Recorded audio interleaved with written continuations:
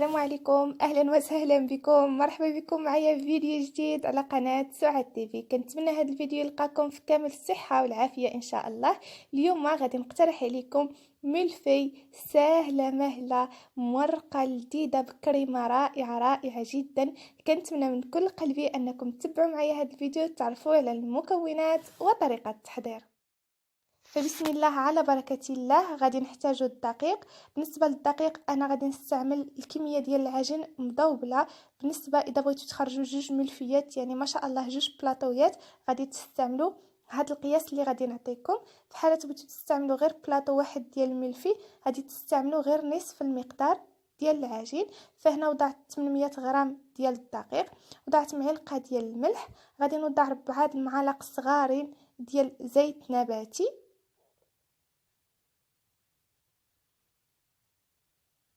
غادي ان شاء الله نوضع 3 المعالق ديال الخل الابيض. بالنسبه للخل ممكن تستعملوا حتى الخل العادي، لا مشكل. بالنسبه عبرت معكم غير بالمعلقه صغيره.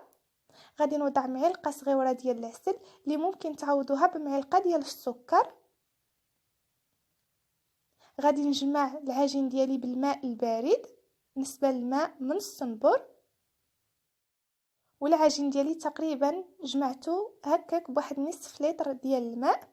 العجينه غادي من بعد ما جمعتها غادي نضيف 8 غرام من خميره الحلويات، يعني هكاك قياس معلقه صغيره. العجينه ديالي ما تكونش قاصحه وما تكونش خفيفه. غادي ندلكها غير بالكف ديالي، غير في الاول جمعتها ودابا هكا بالكف. ما تقصحوش العجينه وما تخليوهاش خفيفه. من بعد ما جمعتها دهنتها هكا بزيت نباتي كي كتشوفوا القوام د العجين. غادي نغطيها بالسلوفان، غادي نتركها ترتاح من 10 دقائق فما فوق، واخا تبات ليله كامله، المهم كل ما ارتاحت مزيان. انا خليتها هكاك، خليتها ترتاح ساعه. بالنسبه نتوما اللي ما عندهاش الوقت تخليها 10 دقائق. ما شاء الله، يعني العجينه خصها تصبح بشكل مطاطي وطلقه راسها مزيان. انا غادي نخدم معكم نصف العجين ملفي، نصف الاخر غادي نحتاجو في مورقات اخرين. بالنسبه لهذا العجين توجدوا به مليويات، مسمنات، جميع المورقات ديالكم تحضروهم بهذه العجينه. هذه عجينه اللي تصلح لكم لجميع الانواع ديال المورقات. النصف اللي خديت غادي ان شاء الله نقسموه الى كويرات.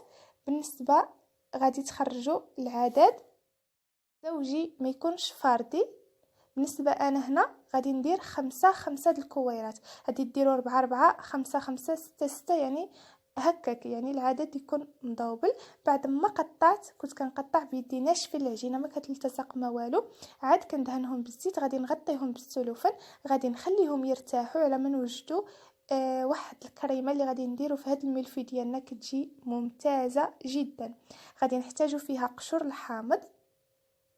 بالنسبه للي كتفضل نكهه الحامض، وراكو عارفين الملفي كيكون فيها كريمه بالحامض اش كتجي عاطيه ديك المذاق مزيون. غادي ان شاء الله نحتاجو قشور حامضه هكاك غير واحد شويه، ما تكثروش بزاف. اللي ما كتبغيش الحامض ممكن تعمل غير الفانيلا. غادي نوضع على القشور ديال الحامض كيس من الفاني. غادي نوضعوا ان شاء الله كريم باتيسير. بالنسبه للاخوات اللي ما متوفرش عندهم كريم باتيسير ممكن تعملوا النشا في بلاصه الكريم باتيسير. وضعت هكاك 2 معالق. غادي نوضع السكر قياس 2 معالق، وغادي نوضع الحليب تقريبا 400 مليلتر نتاع الحليب. نخلطوهم جيدا وغادي نوضعهم فوق النار يعقدوا. بالنسبه للوقت في ساعه كتعقد. من بعد ما كتعقد ليا كنحيدها من فوق النار وكنغطيها باش تبقى محافظه على الطراوه ديالها. هنا الكويرات ديالي من بعد ما داز عليهم هكاك واحد 15 دقيقه، غادي ان شاء الله ناخذوا الزبده، غادي ندوبوها. بالنسبه للزبده تاخذوا الزبده اي نوع ديال الزبده. انا خديت هذه المارغرين الخاصه بالتوريق. غادي ناخذ النصف، يعني ما يعادل 125 غرام. غادي نوضعها فوق النار الدبليه، وغادي ناخذ الكويره الاولى وغادي نطلق بالزيت. بالنسبه اللي عندي في القريعه فهو الزيت هكا ممكن توضعوه في زليفه ولا هكا. انا عندي ديك القريعه كتساعدني. الزبده ديالي كندوبها، غادي ندهن الورق ديالي بالزبده. بالنسبه للورق ممكن توضعوا مباشره فوق الصينيه، كما ممكن تعملوا في الورق. بالنسبه للقياس ديال هذه الصينيه فهي قياس 39 على 29. الصينيه ضروري اما من الورق ولا تكون مدهونه. كيف كتشوفوا طلقت الورقه ديالي الاولى فيها. بالنسبه اذا عندكم الصينيه صغيره، المهم غادي تحاولوا على حسب الكويرات ديالكم واش درتوهم كبار ولا درتوهم صغار. هنا غادي ناخذ الزبده ديالي، غادي نوضع عليها هكا قياس 2 معالق ديال النشا. بالنسبه ممكن تخليو النشا بوحدها والزبده بوحدها في حاله كان عندكم الجو بارد، باش هكا النشا ما تقصحش مع الزبده وتبغيو تذوبوهم وتعقد. انا هكا باش نسهل عليا الخدمه خلطتهم مع بعضهم. غادي ندهن هكاك بالزبده ونطلق الكويره الثانيه فوق الكويره الاولى. بالنسبه لهذا العجين فهو عجين رائع، ما كيتقطع ما حتى شي حاجه. بنفس الشكل كنعمل النشا والزبده وكنحط الكويره ديالي بهذا الشكل. حاولوا نقدوها مزيان ونجيبوا الجوانب فوق الجوانب وهكا باش يجيونا جميع الطبقات فوق بعضهم. غادي ندهن بالزبده والزيت ونحط اخرى فوق منهم حتى نكملوا 5 ديال الطبقات فوق بعضهم. ما شاء الله هاد الملفيه كتجي كبيره، يعني ما شاء الله. بالنسبه للقياس ديال نصف العجين غادي نخليه لكم مكتوب في صندوق الوصف. اذا كنتوا اسره كبيره بغيتوا ديروا هكا الكميه ديال العجين بحالي ومن بعد تخرجوا هكا بزاف المورقات ايضا مزيان. الكريمه ديالي من بعد ما بردات بشكل جيد غادي نوضع هكا طبقه من الكريمه من فوق طبقه ديال العجين. بالنسبه للعجين ما كنتقبوه ما حتى شي حاجه باش ما شاء الله في الفران كينتفخ. غادي ندير هكا طبقه متساويه كيف كتشوفوا، وما شاء الله طلع منه واحد النسمه د الحامض غزاله. غادي نحطها على جنب ونستمروا بنفس الكيفيه حتى نكملوا 5 ديال الكويرات اخرين. غادي نطلق الكويره ديالي مزيان فوق سطح العمل حتى كترقق وكنوضعها هكا فوق الكريمه. كتطلق بكل سهوله من فوق الكريمه مع العجينه ناجحه كتطلق، يعني هي كتساعدنا. كندهن بالزبده اللي عندي مخلطه مع النشا، وهنا في هاد الطبقات هادو اللي فوق غادي نرشوا النشا باش تعطينا داك الفيلتاج وتعطينا ديك التوريقات. غادي هكا نفس الشكل ندهن بالزبده ونرش بالنشا ونطلق ورقه اخرى وندهن بالزبده ونرش هكا بالنشا. بالنسبه للزبده ما كنكثرش باش ما كتجيناش مزيته بزاف. حاولوا هكا ترشوا النشا، هي اللي كتساعد في التوريق. وبهذا الشكل بالنسبه للعجين رائع، يعني ان شاء الله كنتمنى هكا يجيكم وتستمتعوا بالخدمه ديالو. غادي ان شاء الله ندير 5 ديال الكويرات بنفس الشكل والعجينه كتطلق لينا بكل سهوله. خليت لكم المراحل باش هكا يتوضحوا لكم في الصوره مزيان مزيان. وكل شيء ان شاء الله يزعم ويجرب هذا الملفي لان فعلا تستحق التجربه. بعد ما كنكملوا الكويرات ديالنا كلهم بنفس الشكل 5 في الاول فرقنا بالكريمه و5 الثانيين. غادي ناخذ بيضه وغادي نطربها وغادي ندهن بها الوجه كامل. بالنسبه للبيضه ما زدت معها حتى شي حاجه غير البيض بوحديته هكا. غادي ندهن بها الوجه مزيان مزيان.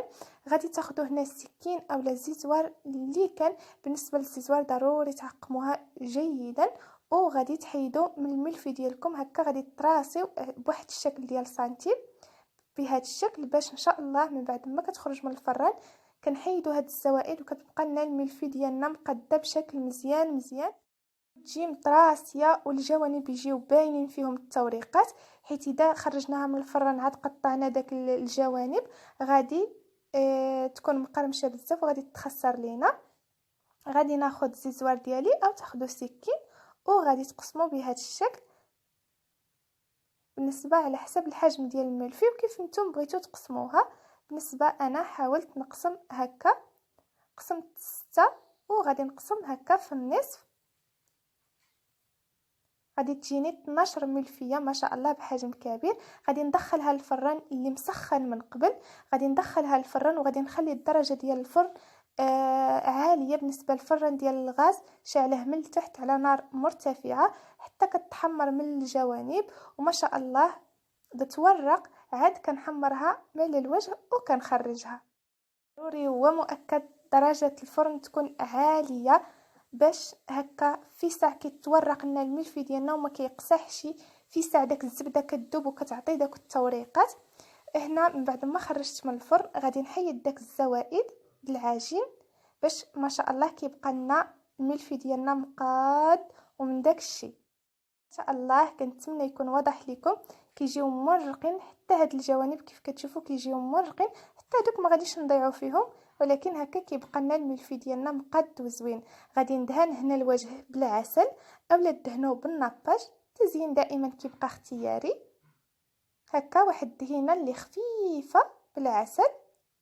وغادي ندير هنا الكاوكاو ولا تزينوا باللوز افيلي، ولا ما بغيتوش ديروا العسل ممكن ديروا السكر الثقيل. المهم التزيين كيبقى اختياري.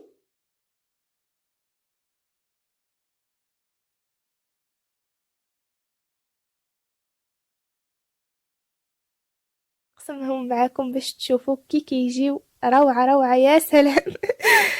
فهذا هو الشكل النهائي. كيجيو محمرين مزيونين وما كياخذولناش وقت طويل لا في التحضير ديالهم ولا في طيابهم.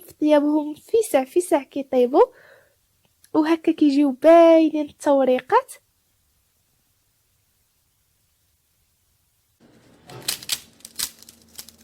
القرمشه كتجي فيهم خطيره والريحه د الكريمه كتحمق. التوريقات كيجيو باينين، القرمشه عجيبه عجيبه عجيبه. نتمنى من كل قلبي تجربوهم وتردوا عليا. نتمنى الاقتراح اليوم يكون نال الاعجاب ديالكم. كنتمنى لكم دوام الصحه والعافيه. تهلاو لي فراسكم. تلاقاو ان شاء الله في فيديو اخر بحول الله. دمتم في رعايه الله. مع السلامه.